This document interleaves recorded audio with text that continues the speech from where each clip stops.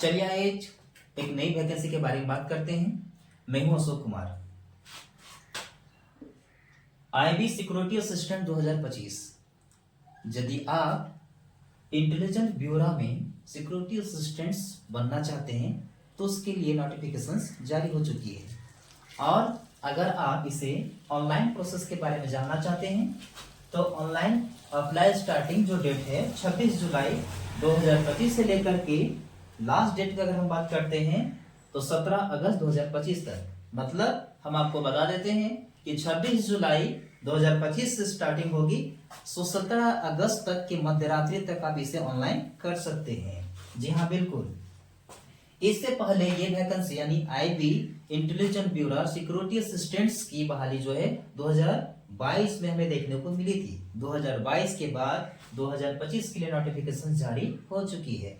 इसके साथ साथ अगर हम बात करते हैं कि कुल पदों की संख्या, पोस्ट कितने आई हुई है, तो कुल पदों की संख्या अगर हम बात करते हैं तो 4987 पोस्ट आई हुई है। इसके साथ साथ आपके पास यदि आप आईबी सिक्योरिटी असिस्टेंट्स के लिए अप्लाई करना चाहते हैं तो 10th पास आपके पास होनी चाहिए।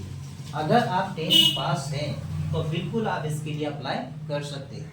इसके साथ साथ एक छोटा सा जानकारी दे देते हैं कि 10th पास के अलावा आपके पास लोकल लैंग्वेज की भी जानकारी होनी चाहिए। लोकल लैंग्वेज का मतलब क्या हो गया, आप जानते हैं बिल्कुल हमारे इंडिया में regional language state by state में बटी हुई है।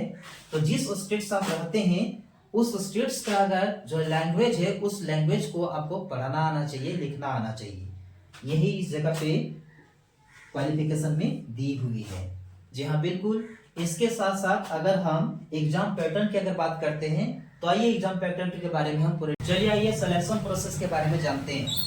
यदि आप भी आईबी सिक्योरिटी असिस्टेंट्स के अप्लाई करना चाहते हैं तो सबसे पहला एग्जाम प्रोसेस के बारे में हम जानते हैं। एग्जाम के पैटर्न के बारे में हम जानते हैं।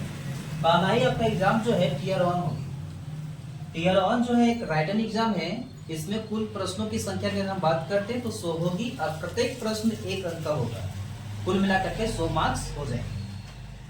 अगर इसे हम सब्जेक्ट की बात करते हैं तो इसे 5 सेक्शन में मतलब क्या 5 भागों में बांटी गई है। पहला आपका है जनरल अवेयरनेस है, ये आपका 20 मार्क्स का होगा। मैथ है आपका, ये भी आपका 20 मार्क्स है। रीजनिंग है, जीएस है और इंग्लिश है। प्रत्येक सेक्शन से आपको 20-20 प्रश्न देखने को मिलेगी। कुल मिलाकर के 100 प्रश्न होगी। अगर आप टीयर 1 को पास कर जाते हैं, टीयर 1 को यदि आप इसे क्वालिफाई हो जाते हैं तो टीयर 2 में आपको शामिल कर दिया जाएगा। इसके लिए अगर हम बात करते हैं तो कुल 50 मार्क्स होगा, जिसे 2 भागों में बांटी गई है। पहला आपका है 40 और दूसरा आपका क्या है 10। 40 और 10 क्या है इसके बारे में हम आपको बता देते हैं।